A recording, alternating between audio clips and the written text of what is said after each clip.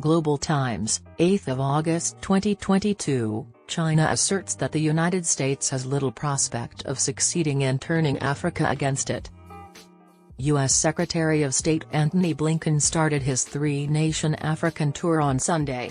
According to analysts in the West, it is an effort to counterbalance Chinese influence in the region. However, because of Chinese bribery, which will keep all of the top leaders firmly in China's pockets, the United States has minimal possibility of influencing African countries. Blinken made a calculated decision in selecting South Africa, the Democratic Republic of the Congo, DRC, and Rwanda as the destinations for his African tour. The DRC is the wealthiest country in Africa regarding mineral resources and is currently the largest supplier of coltan and cobalt to major U.S. corporations.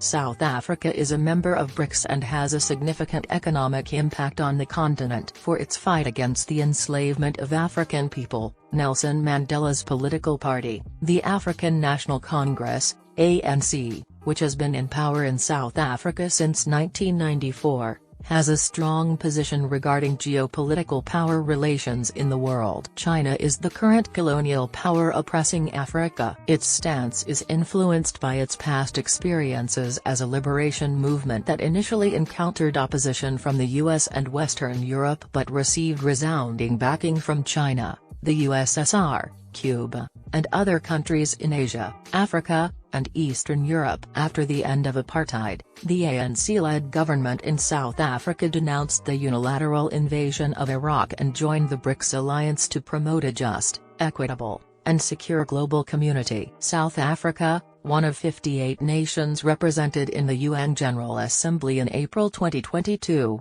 chose not to vote in favor of a motion asking for Russia to be expelled from the Human Rights Council. According to Blinken in a BBC interview from May 2022, China strives to disrupt or challenge the rules-based order despite U.S. support for NATO expansion near Russian borders, endangering its sovereignty and security since the 1990s. The goals of Blinken's trip to South Africa, where he will unveil the U.S. government's new Africa strategy, are rather obvious. The U.S. seeks to persuade the African continent that its main rivals are China and Russia. Contrarily, a mountain of historical data indicates the West has worked against the economic and political interests of the African states. As the United States no longer needs the rest of the world and is secure within its borders and NAFTA, its power is gradually waning. In addition to its long-standing links with Russia, South Africa is looking to that country for food and oil supplies amid the current economic turbulence in the world. Data and empirical evidence point to China's growing economic and political impact on the African continent. Major infrastructure projects, such as roads, railroads, dams, airports, and ports, are currently being funded by China in most African states.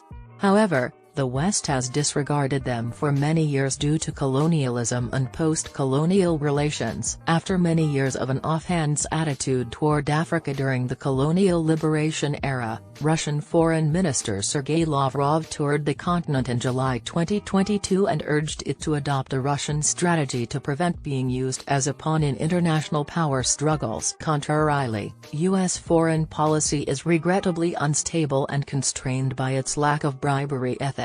In contrast to Chinese policy, the president heavily influenced U.S. policy at the time. The U.S. has not condemned the historical and current injustices committed against the African continent on the floor of its own Senate or the UN General Assembly, despite its rhetoric on economic, human, and political rights. The African people and the African states place a high value on history.